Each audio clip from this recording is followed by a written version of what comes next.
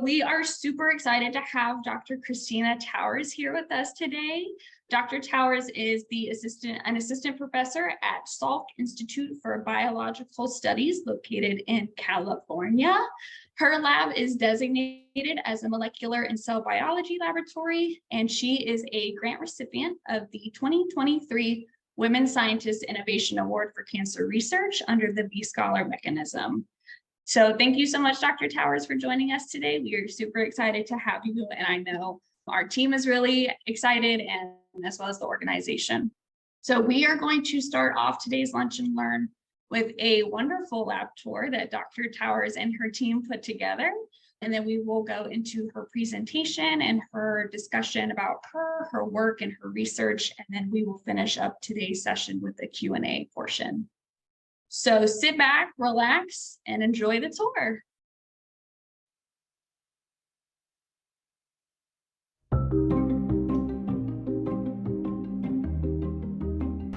Hi, I'm Christina Towers, and I'm an assistant professor here at the Salk Institute, and I'm excited to give you all a tour of the lab today. But I thought I would first start with where it all started for me, which is actually 50 years ago, where my grandfather first fell in love with science. And he didn't have a PhD, but he fell in love with asking questions and just wanting to know the next answer, and he was a chemist. But for me, as a child growing up, he was always super supportive, and it was really one of the main reasons I got into science. And so as a testament to him, I actually keep this microscope here in the lab, which was his original microscope from 50 plus years ago now. You can see I don't really keep it plugged in, but really it's a testament just to remind me of why I do this every day. And it's really for the passion of asking questions and just being curious. And I'm excited that that passion is now translating into new innovative therapies to treat pancreatic cancer. All right, so are we ready to see a tour of the lab? All right, so this is the center of the Towers lab. We have two giant whiteboards here that we keep on the walls, which is where we just ideate all of our new ideas. This is Dr. Lewis Parham. He is a postdoc in the lab and working on one of the boards, which is how we actually came up with the idea for this award to study how recycling processes affect pancreatic cancer.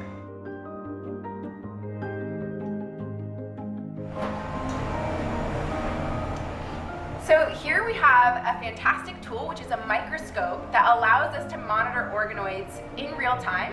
And organoids are mini organs derived from the pancreas that get cancer. So it's like a mini pancreatic cancer that we get to measure in real time here. This is a student, Angelica, who's from UCSD here in the lab. And she's using this computer to count these different organoids that we monitor in the microscope right here.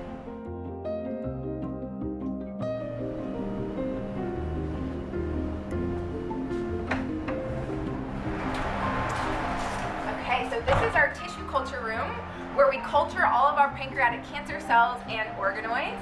We use these biosafety cabinets which keep the scientists safe but also keep the cells separate from our own human cells. We also have in this room a confocal microscope which allows us to image pancreatic cancer cells and organoids at super resolution.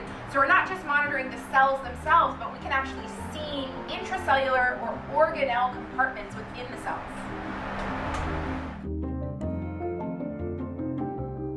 All right, so my lab contains 4 different bays where all the scientists work. What's fantastic about working at the Salk is that it's a continuous space.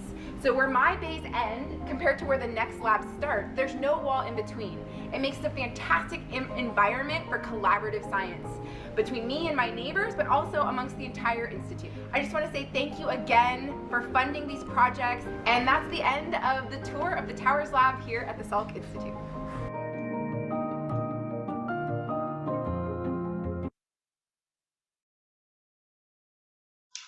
All right, well, welcome everybody to this Lunch and Learn. I'm so excited. It was so fun to record that lab tour and give you guys a sneak peek into our lab here at the Salk. And I'm excited now. We'll talk a little bit about me and how I got into science. We'll talk big picture about the projects that broadly the lab is interested in. We'll take a deep dive into the projects that this award will fund. And then I really want to save a lot of time at the end to answer questions. And really those questions can be any and everything that you've thought of. So they can be about science broadly in general. They can be about me and my career trajectory, about the projects. There are no dumb questions. It's just always fun to chat about science. So, all right, I'm going to share my screen. And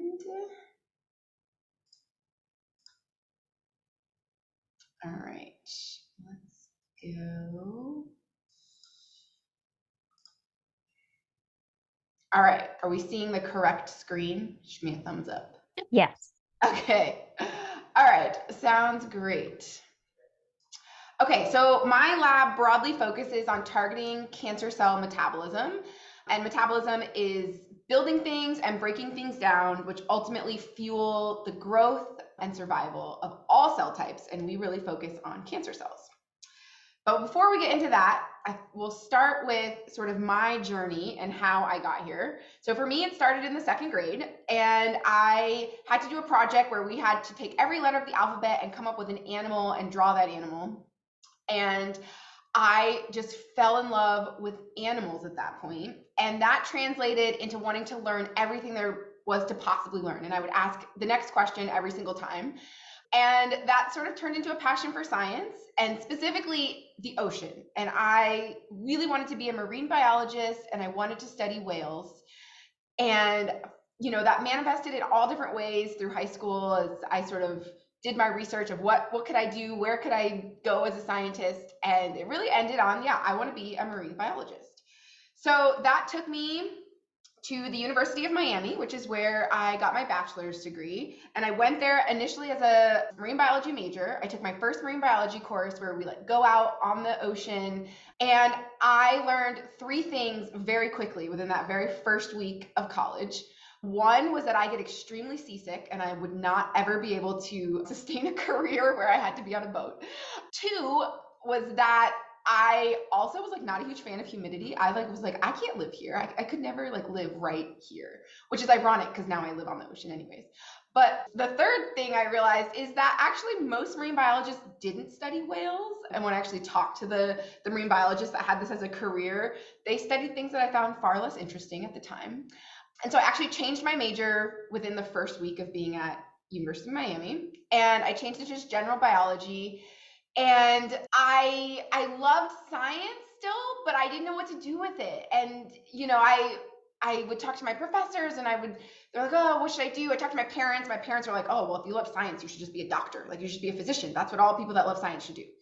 And obviously there's a huge value in our physicians. And so I took the time to shadow, and I spent a lot of time in emergency hospitals and really explored the idea of being a physician.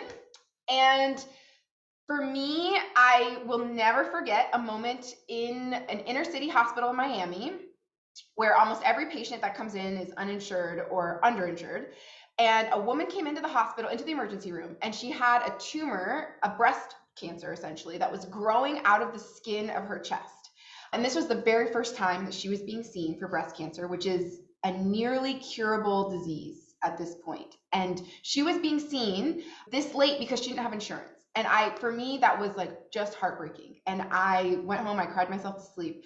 But that's just one example of so many patients that we came in, and I just realized that there were so many systemic issues beyond the science that were affecting these patients. And I didn't have the heart really to see patients in that way. I literally was crying every time I would leave the hospital. And so I went to my professor and I was like, I don't think I could be a doctor, but I still love science. What else is there? And he was like, oh, you should try research. And I was like, what is that? I have no idea. And I really owe my entire career from there to him, because he just sort of pushed me into a lab. And that was at the University of Miami. And that first lab was studying B cells and immunology. And I just fell in love with it. From the first moment I stepped into the lab and I asked the question of what are B cells? And they explained it to me. And then the next follow-up question was oh, well, what do B cells do? And the questions just were never ending. And that's all research is you ask a question to get an answer maybe, but really just to generate 20 more questions. And from then on I was sold. And I haven't left the lab ever since that moment. And so I took every time that I could, every break from classes was in the lab. I spent a summer at the University of Colorado doing summer research where I worked on another topic, which is atherosclerosis. And for me, this like really solidified my passion because I realized it wasn't just like one thing. I wasn't just interested in B cells. It was actually just the whole idea of being a scientist that I loved. And so from there, I decided to get my PhD. I actually graduated University of Miami early so that I could jump right into a PhD program. And because of my experiences at University of Colorado during the summer, I decided to go back there for my PhD. And my PhD was in molecular biology, really with a focus on breast cancer.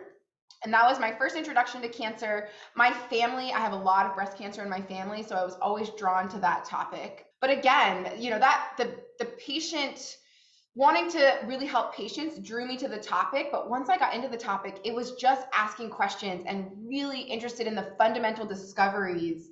That's really what woke me up every morning, was really diving into the fundamental aspects of it. Okay, so from there, I decided to stay at University of Colorado for my postdoc.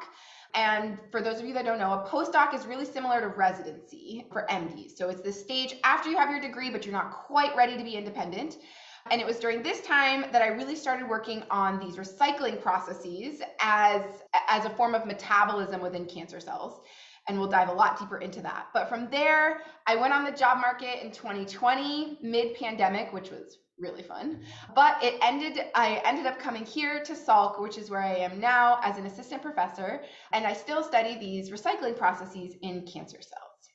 So that was my journey. I put these like wonky arrows all throughout because I like to emphasize that, you know, I think when you look at anybody's CV or resume, it feels like they knew exactly what they wanted to do the whole time. It definitely was not that way for me. There was lots of like, oh, I think I like this, so let me try this. And it was a lot of back and forth. And I like to share that, especially with trainees, as I think it can be discouraging when you see people at this place that you want to get to, and it feels like they knew what they were doing the whole way, but it wasn't that way for me. I don't think it's that way for most people, but I wouldn't change any part of it. It was all so fun, all getting me to where I am today. Okay, so my lab and what we have focused on for the last couple of years and what we intend to focus on, especially with this award, is to study a metabolic process that's called autophagy.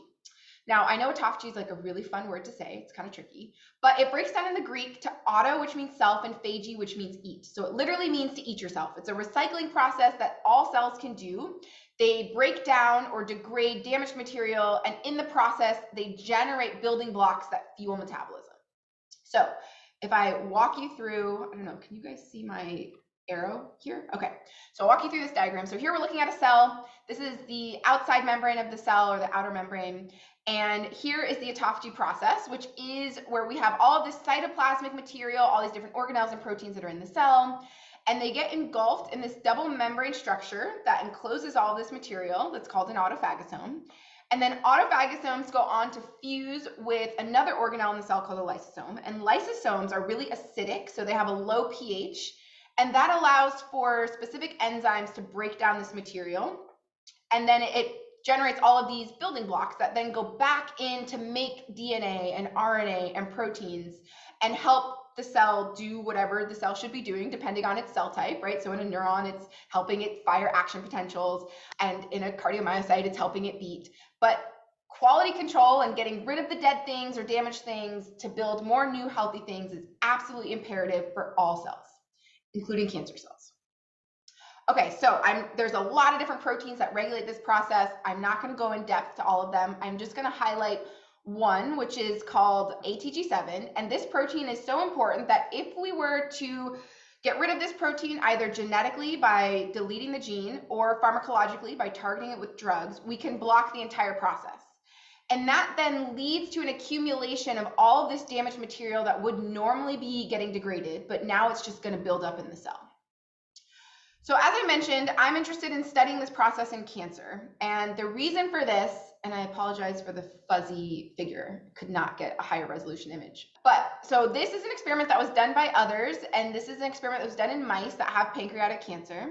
And here what we're looking at is the volume of the tumor. So we're looking at the tumors as they grow, and they're inducing different genes to make the tumors grow initially.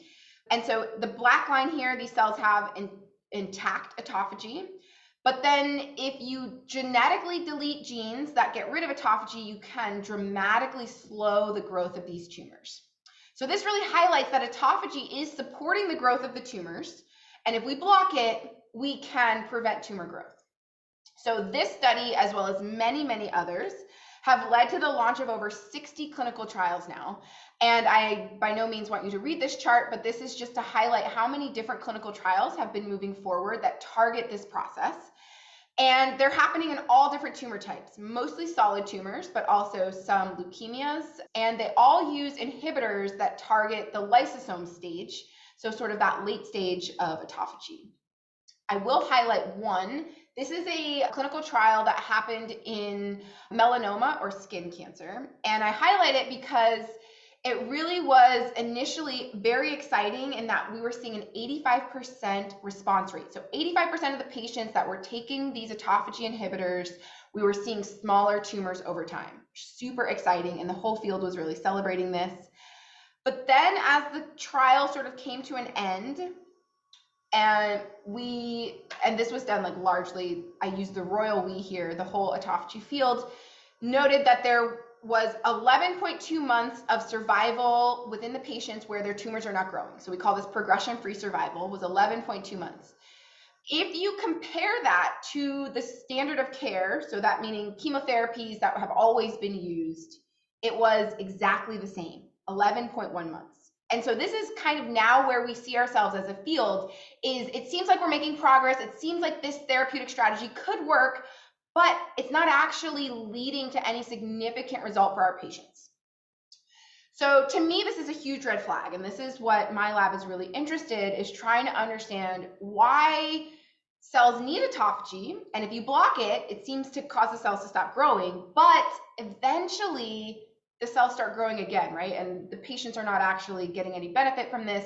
And so we think this is because there are mechanisms of resistance that are accruing after we target this process. So my lab's really interested in trying to understand how that's happening. So if we go back into some of the mouse experiments, so this is the same experiment that I showed you before, we were actually seeing this. And the way I showed you this study before is I just showed you out to the first 4 weeks, and you can see this, again, dramatic growth, decrease in tumor growth. But if you actually look longer and you extend this, these tumors start coming back, right? So even though they don't have autophagy, the tumors find a way to get around that. And if we look at the overall survival, so this is what we call a Kaplan-Meier curve, where every notch down is when a mouse dies from their tumor. And so the mice that have autophagy, the black line here, they're living to about 4 weeks. The blue line are the mice that don't have autophagy, and you can see they definitely live longer, but not that much longer, right? So how can we improve this? So with that sort of broad introduction, let me zoom out and sort of give an analogy of how we think about this. If we zoom into our tumor here, and we have all of these different cancer cells. So within each cancer cell, if we zoom in a little bit more, we have all of these processes that are happening at once. And this is what we think of metabolism, or all of these different processes, things that are being made, things that are being broken down, all happening at once. And I like to think of it as a highway system. So similar to our highways, you know, across our country, all happening at once. And we can think of autophagy as one of these different highways, right? It connects to a whole bunch of other processes that are happening, all happening at once in a cell. Now, of course, remember, we're not just thinking about one cell, but we're thinking about all of these highways happening in every single cell within the tumor. And again, autophagy is one of these. So the analogy I like to give is what would happen if you were driving on the highway and there was an accident on the highway. That would shut down that road, but likely it would have an effect on the entire highway system. It would have an effect on the entire city, right? If it's a major highway, everybody's late to work, it really dramatically affects the whole city. So similarly, if we target a core process like autophagy, it causes a backup in the whole cell's metabolism network, and it kills the cells, right? That's what we're seeing when we block autophagy. We can kill the cancer cells by targeting this one process. But I think if you take the analogy one step further, which is if there was an accident and you're sitting in traffic and you're mad because you're gonna be late to work, what are you actually gonna do? What you're actually gonna do is you're gonna take out your phone and you're gonna have Google Maps reroute you and you're gonna find another way to get to work, right? Well, what we've learned is that cancer cells seem to be just as cunning as Google, and they can also reroute their metabolism. And so even though this one road is closed, they can detour around this mechanism of autophagy, and they can find another way to get the same thing done, reinstating all of the cell's metabolism, which then allows these cancer cells to just grow back. And now the tumors are back, our patients are relapsing, they're back into clinic and having to undergo more rounds of therapy and ultimately succumbing to their disease. So what my lab is really focused on is not just understanding the single pathway, the single highway, right? But can we understand the entire metabolic network so that ultimately the goal is to not just target one pathway, but can we close down multiple roads so that we kill these cancer cells in a way that they can't ever come back? So broadly speaking, this is really the ultimate goal of the lab. The way that we do this is by taking a multi-pronged approach. So one thing that we do is we really try to understand all of these different cancer cells at once, and we use what's called single cell approaches to, and I'm showing you a piece of what real data would look like when we look at single cells and we're looking at each of these individual cells and trying to understand how all of these metabolic networks interact. We also manipulate single cells with optogenetics, so that's using light to manipulate autophagy, so we can manipulate it really fast and ask how quickly can cells detour, how fast can they find these other highways. We also use organoid models, which is what I talked a little bit about in the lab tour and we'll talk a little bit more about today, which are mini organs that allow us to sort of build systems in the lab to manipulate autophagy. And of course, we use mouse models, as I've already started to allude to. But ultimately, we really want to know what are these different detour pathways and how can we target them? Okay, so let's dive a little bit deeper into the data. So I'm going to start with some stories that we published on previously, and then we'll get into some of the future work that this award will fund. So what we showed is so here we're looking at cancer cells that are growing in a dish, and in this case, we're looking at lung cancer cells, and we're targeting core autophagy genes by deleting them with CRISPR-Cas9 technology. So, and we're looking at how these cells grow over time, and you can see here we're looking at hours. So we're comparing here to genetically deleting a gene that's not important at all for growth versus a gene that we know is really important for growth. And we're asking how important is autophagy if we compare it to these different control genes. And so what you can see, this is our targeting the gene that is not important at all for growth. You can see the cells grow a lot. The clear squares are the gene that is really important for growth. They don't grow very much. And you can see that targeting an autophagy gene like ATG7, which again, remember from the first slide, is important for the formation of those autophagosomes. If we target that, the cells can't grow at all. So it's really important for growth. And so when we look in this short period, this is 7 days after we knock out this core process, we can see the cells are not growing. So this is equivalent to that step in the analogy where we're closing down the road, the cells are dying, and they're not able to grow. But then what we did in the lab was we were able to we just waited essentially. And these cells, we could get cells that had no autophagy, so they don't have this gene ATG7. This is a Western blot. The dark line indicates the amount of protein that's expressed. In wild type cells, we see ATG7 there, but in knockout cells, we don't have any ATG7. We don't have any autophagy, so this is a readout for autophagy. So we have no autophagy in these cells. So then the question is, well, how healthy could these cells be if they don't have autophagy? And if we give them lots of time to sort of overcome this, and eventually what we saw is that these cells that don't have any autophagy genes, now they can actually grow exactly like the wild type cells from which they were derived. Now, this took a very long time to get these cells to eventually start growing, and they were rare within the population. So most of the cells died off, but there are few cells that could figure out how to survive.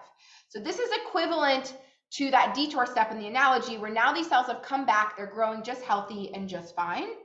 And so the million-dollar question, of course, is how are they doing that? How are they able to survive this process that initially they really needed, but somehow they found a way to get around it? Okay, so the story I want to sort of dive into, I want to back up to give a little bit more background because autophagy, as I mentioned, it degrades lots of different material.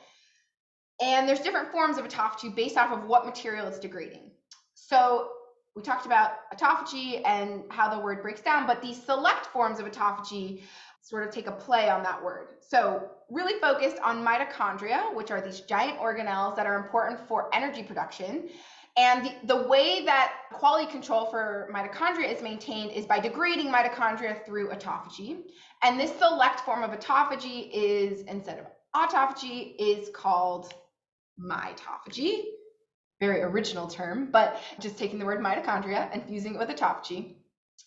So we wanted to ask the question specifically about mitophagy, right? So if autophagy is normally critical to get rid of damaged mitochondria, if you get rid of this process and the cells can get around it, they find a new way to survive, how are they getting rid of their mitochondria? How are they maintaining mitochondrial quality control? So the first experiment we did was we asked, can these cells survive? Are they maintaining healthy mitochondria? So this experiment is where we force our cancer cells that don't have autophagy, so we've knocked out the core autophagy gene, and we have forced them to grow in a sugar that does not allow the cells to do metabolism through glycolysis, which is a non-mitochondrial mediated metabolism, but instead it forces the cells to use their mitochondria. And when we force the cells to use their mitochondria, they can grow just fine. Again, this is that same step really highlighting that these cells have detoured and that they are growing just fine without autophagy, and they are maintaining mitochondria just fine without mitophagy. So how are they doing that? Long story short, what we found is that our cells that don't have autophagy are finding new ways to get their mitochondria degraded. And what they do, so here, this is a cartoon of a mitochondria. And what they're doing is they are creating these tiny vesicles that are called mitochondrial-derived vesicles that shed from the mitochondria, and they go directly to lysosomes. So remember, the lysosome is that low pH compartment. And so little parts of the mitochondria are going directly to lysosomes, bypassing autophagosomes altogether. So this is sort of a cartoon that summarizes all of the data, but I will show a little bit of data of how we came to this discovery. So we use electron microscopy, which allows us to do super resolution imaging of the organelles within the cells. So here is a in real-time image of a mitochondria. So you can see the outer membrane, similar to what we see here in the cartoon. We can see these inner membranes, or what are called cristae here, which is this cristae in the cartoon. And we can also see these tiny vesicles that are shedding off of the mitochondria, like what we're seeing here in the cartoon. And so how do we quantify these? So we actually do fluorescence-based imaging. And so what we do is we're looking at mitochondria here, and we're staining for different mitochondrial proteins, some that are localized to the inner mitochondrial membrane, that cristae space, some that are on the outer membrane. And so when we co-stain for both, so we're putting red and green together, so all of our mitochondria are yellow, but we have these tiny little vesicles that come either from the inner space, so they're just green, or they come from the outer space and they're just red. And so these white dots are pointing to our green mitochondrial-derived vesicles. These blue arrows are pointing to our red ones. And so if we zoom in here, we can draw what we call an ROI, or a region of interest, where we're quantifying the fluorescent signal. And we can really clearly see where we have an intact mitochondria that has both these proteins, like all mitochondria should. But we can also see these tiny mitochondrial-derived vesicles as these peaks of signal that only have specific mitochondrial proteins. So we can use this assay to count all of these little dots. And we identified that our autophagy cell, our cells that are adapting to not having autophagy, they have way more of these tiny mitochondrial-derived vesicles. We did experiments to show that these vesicles are fusing with lysosomes. And if we block these vesicles, we can kill the cancer cells, really highlighting that this is an adaptive mechanism. So what we showed is that the detour pathway, and if we close down this detour pathway, we can kill these cancer cells. And that detour pathway is this mitochondrial-derived vesicle pathway. So that's data that we showed. We published a couple years back now. But I just wanted to start with that as a flavor of sort of the way we think about science and the way we go about really understanding fundamental mechanisms at the cell biology level that we can then translate into targeting in order to kill cancer cells. Okay, so transitioning to the sort of last half of the talk here, which is now moving into what this award is going to fund, which is to uncover these novel metabolic susceptibilities, but really specifically in pancreatic cancer. So again, we're going after what are those detour pathways and how can we shut them down in pancreatic cancer. So again, really going after these detour pathways. So the way that we've done this in pancreatic cancer is we have forced these cells to be resistant to drugs that target autophagy. So the drug we use here is HCQ. It targets the lysosome.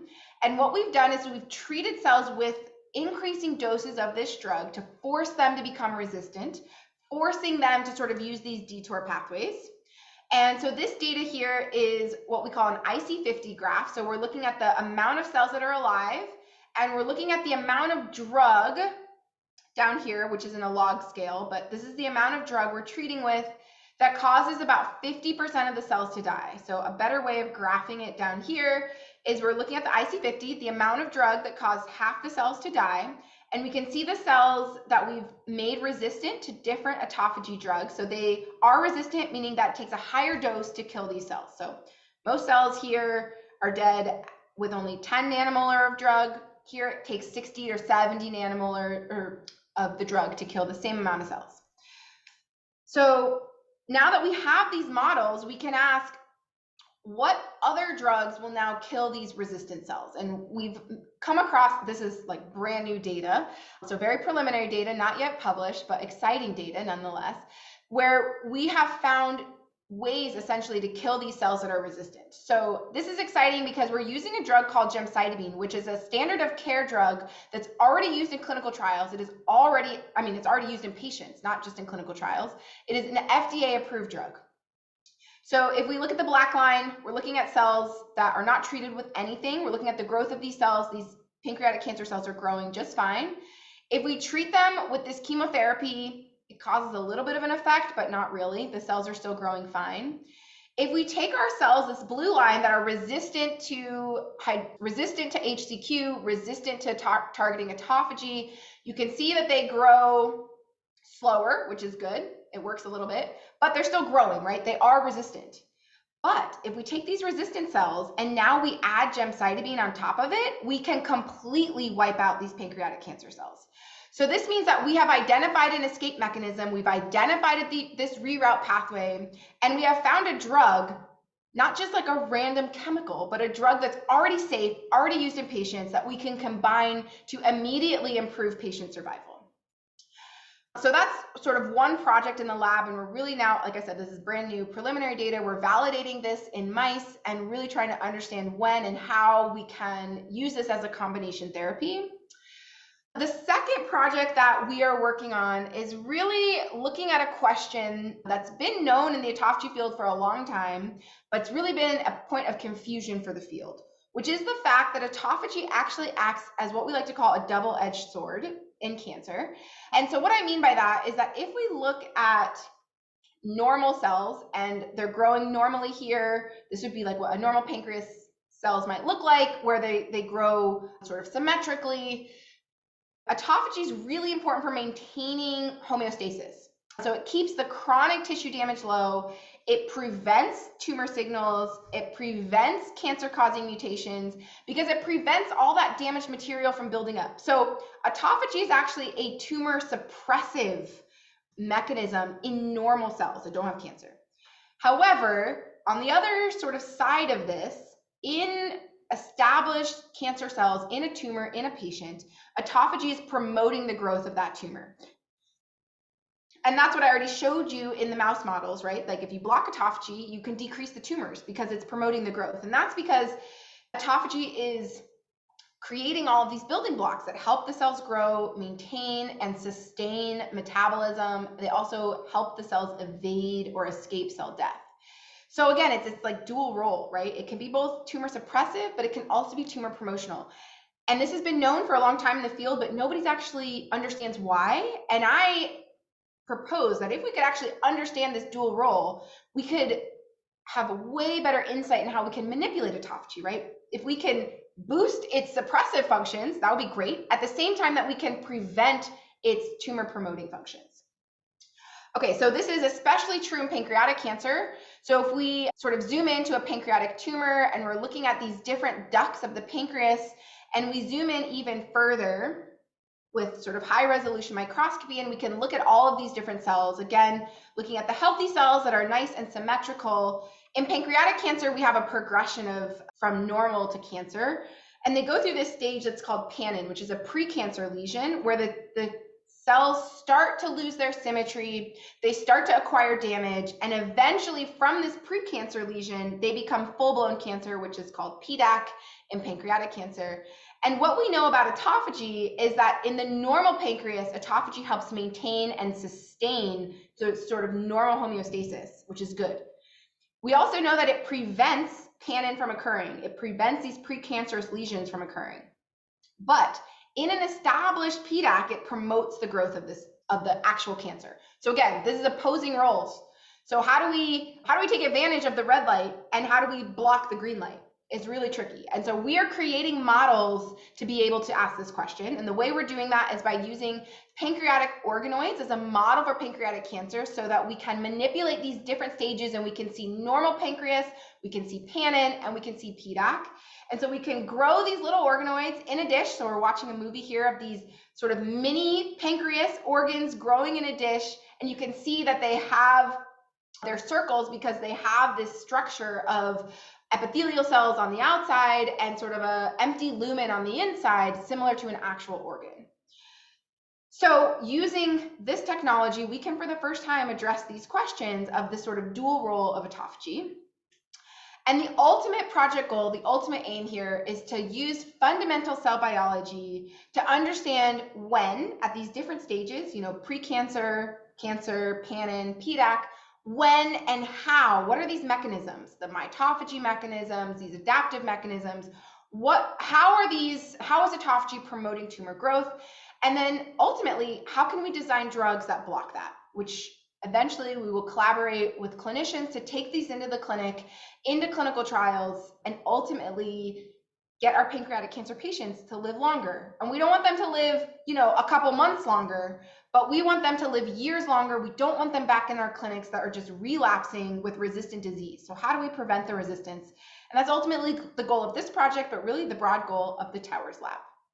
So with that, I will stop and thank my lab here at the Salk, all of the trainees and students that are really on the ground doing it, which you got to meet some of them in the video. And I want to thank our collaborators here at Salk and around the country, as well as our funding that helps support the research, especially the V Foundation for funding these new projects in pancreatic cancer. And with that, I will take any questions. So as I mentioned ahead of time, please, I would appreciate it if you just want to unmute and ask your questions, or you can put them in the chat. Either works. Hi, Dr. Towers. I have a question to start us off. Can you hear me good? I can. I think I'll stop. Okay. Not so small. Thank you. Okay. Yeah, so since this is our Women Scientist Innovation Award, I just want to see if you could touch on any challenges or current opportunities that women in science that you've experienced yourself or your colleagues have gone through. Yeah, absolutely. So I didn't put this in my sort of wonky arrow journey, but during grad school, I had both of my kids as a graduate student. So I have two boys now, and that was a huge challenge for many obvious reasons, which, obviously less time in lab and really having to during, when my kids were really young. But now I think a huge challenge for me actually was if you noticed, I had University of Colorado for 3 stages of my career. I did my undergraduate work there, I did my graduate work, and I stayed for my postdoc. So in the academic world, that is highly frowned upon. And there's this idea that we want everyone to get really diverse training. And if you look at sort of the Nobel laureate path, it's this Harvard to Stanford to Yale, right? It's this, you jump around and you have to get these new training experiences, which is valuable, and I don't deny that. But it can really hurt. I think it can hurt women. I think it can really hurt people that build roots and that are reliant on things like family or schools or childcare. And for me, it was impossible for me to move because of those reasons. And I was told that I would destroy my career by not moving. And so there were, being honest, there were like lots of tears in making those decisions that I had to stay. And it was the best thing for my family at the time. It is now something that I am like fighting on grant panels and saying, when people are like, oh, I don't think we can give this person in this grant because they stayed at the same institution, I don't think they're getting diverse training. I reject that. And I think we can get diverse training, but we have to stop relying on our trainees to have what I think is unreasonable expectations that they're moving every 3, 4, 5 years. So it's something that I had to overcome. I had to go out of my way to get this diverse training. I think if we can build that in and make it have reasonable expectations that people don't need to move all the time, that for me was like the biggest challenge that I had to overcome in my career. I still now, one of the biggest challenges is balancing everything, right? I have kids that are young and have lots of sports and activities. And honestly, one of the best things about this career though is that there's tons of flexibility. I say this to trainees all the time, is that I can, read the story at my kids' class at 11 a.m. and be back in lab, and then, be working on my grants in the evening, right? It's an amazing job that offers lots of flexibility, and we need to allow people that flexibility if we really want to keep diversifying, which we need to keep diversifying the scientific workforce. Sorry, that was a super long answer to that question. Oh no, thank you so much for sharing all that. That was actually like a really detailed answer. Thanks. Any other questions? Hi, Dr. Towers. Your presentation was fantastic, and I think you are a fantastic teacher. I love your presentation style. What is one thing that frustrates you about scientific illiteracy in America, and what do you think we can do to change that? Thank you so much for asking that question. I think that is such an important question. And my answer might be a little controversial, but and I think the COVID-19 pandemic really illuminated that the general public does not trust scientists. And we can blame the general public all we want for that, but I really think that we as scientists have to take some of the responsibility for that. And I think for decades, there's been this idea within the scientific community of, we are the scientists and we know what's best. And I don't really care if anybody understands why I do what I do. I know that it's the right way to do it. I know, this is how we ask the scientific question. And I don't think it's worth my time to take the time to explain it to the lay public. And I think that is how we got ourselves into a lot of the trouble that we're in, is we don't teach our trainees how to talk to the public, to the lay public, and explain their science. And I by no means want to say that I'm the best at it, but it's something I've really tried to learn and work on and invest in. For example, like the analogy slides that I used with the highway system, I paid a lot of money to have those designed by a professional illustrator to make what we do, I think, a little bit more accessible to the lay public. And I would love to see the science community take that on. And I think the pandemic has highlighted that needs to happen. And I think a lot of people are moving towards that more, but I would love to see in our PhD courses and our master's classes that we're teaching, even our undergraduate students, how do you explain your science to a lay public? How do you explain your science to your parents? If you can't explain it to your parents, then one, I might say you don't really understand what you do if you can't explain it that deep, but really take the time. And it's one of the things I have really prioritized with my lab is we obviously go to scientific conferences and we share our work, but I also have a lot of my trainees spend time with our education outreach here at Salk, where we go into middle schools and high schools and we explain what we do at that level, because I think that's the next generation of understanding why science is important, but not just that, but how the scientific process works, right? We don't know the answer. If we did, we wouldn't be researching it, right? And so making sure the lay public understand that we test a hypothesis and we go off the information we have at the time. And when that hypothesis is properly tested and we find that we had the wrong theory, then we change. And that's how science should work. That's the scientific process. And I don't think we've exposed that enough to the lay public. So again, sorry for the very long answer, but you like hit a soft spot for me, which is that I really yeah, I take full responsibility, I think, as a scientist for the challenges that we face in mistrust in science, and really trying to do my part to change that in the future. Thank you so much. Hi, Dr. It Towers. is oh, sorry, I was going to say Go ahead, it's Karen. reflected in the way that you present that it's an important thing for you. Thank you. Dr. Towers, I had one quick question. I checked out your lab website and noticed that you really try to have fun with your team, from what seemed like a beach trip to Halloween costumes to etc. How do you try to serve as a mentor to your team, and why do you place so much importance on having relationships outside of the lab? Yes, love that question too.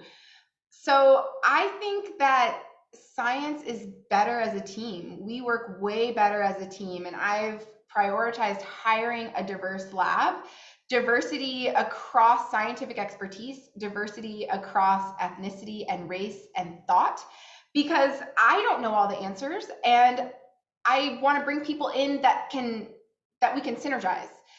So the first step is to bringing those people, bringing all those people into the same room. But the second step is getting all those people to trust each other, right? To ask the question, feeling safe enough to ask a question, and then feeling for those people to actually answer the question in a way, again, that is accessible to somebody that's not in their field. And like a great example is I have engineers that are helping us design these organoid models, and I have cell biologists that are thinking about the microscopy, and I have animal people that are really experts in animal studies. And so how do we bring all those people together is we make sure that they're friends and that they like each other and that they feel comfortable asking each other questions. And to me, like and this is on my lab website, is one of the things I value the most in a scientist as I train people is your ability to ask questions. Like, that's my passion. That's why I love science. I love asking questions.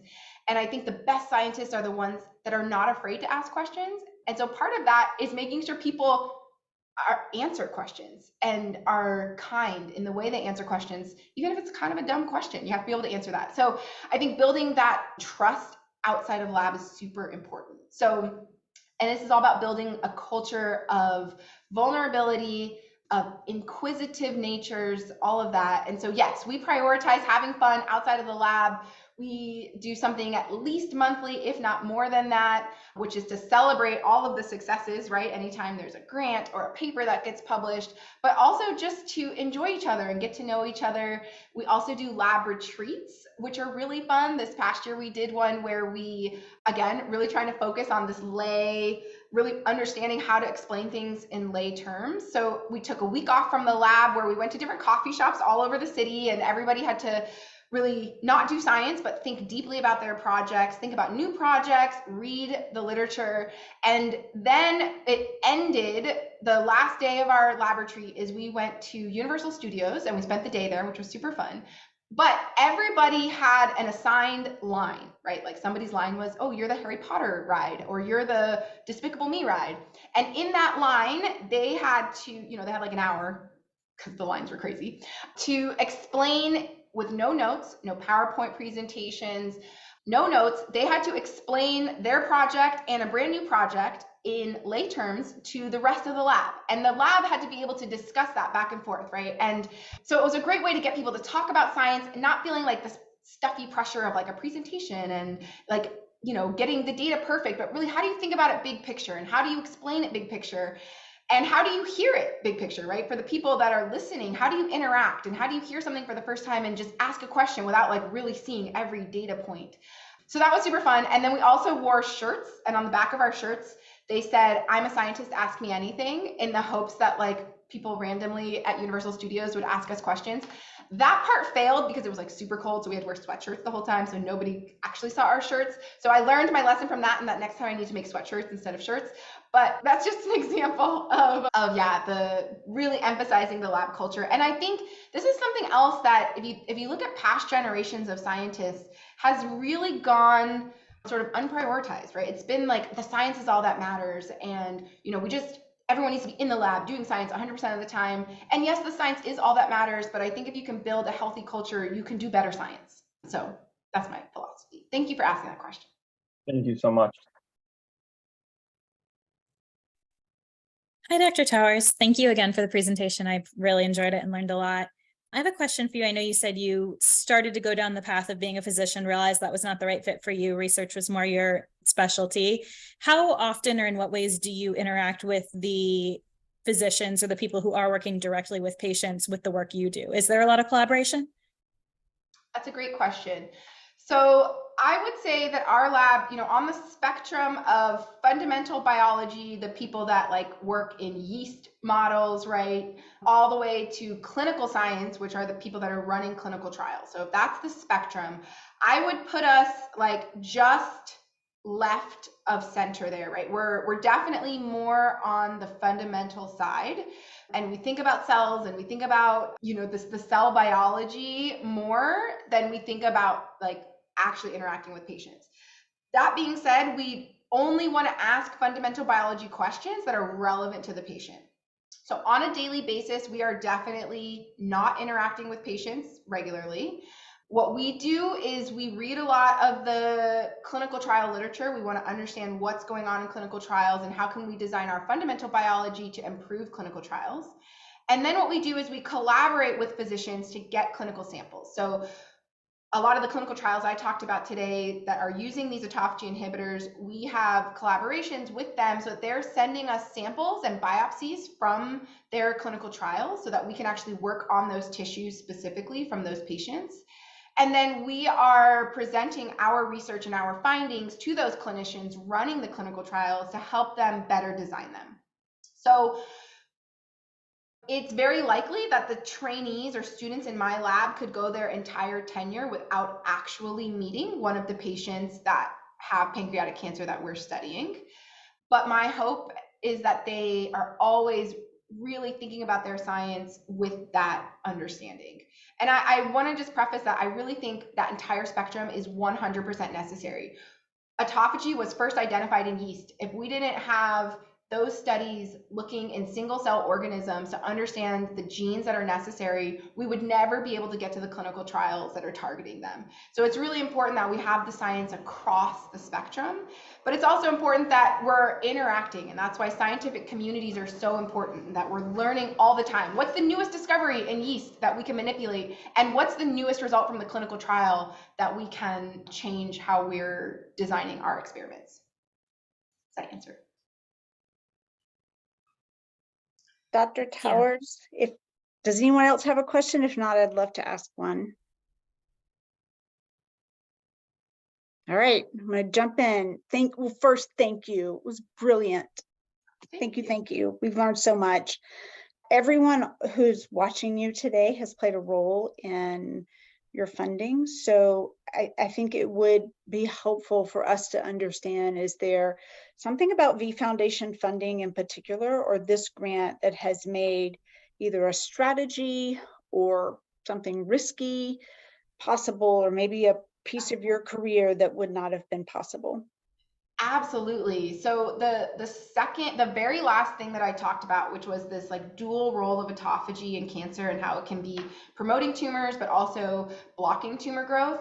That question is, like I said, people have known that this dual role exists for a very long time, but it's been nearly impossible to study. And I have written several grants trying to get that question funded and have heard back multiple times. It's too high risk, it's not possible. So I am like super appreciative of the V Foundation for funding this, because I really think it's, if I have to be honest, of like all of the many projects that we have going in the lab, some of which I talked about today, but some I didn't even talk about today, that one question to me is the one that I think can make the biggest difference in treating patients.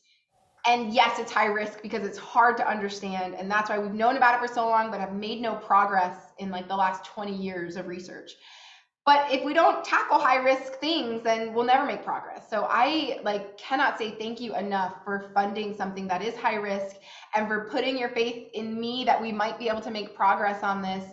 And even if we don't get the full question answered in these 3 years, I really believe that we will at least be able to design the models that we can take further, one step further, to ultimately make a huge difference in pancreatic cancer patients' lives. So thank you to all of you that have had any role in funding this.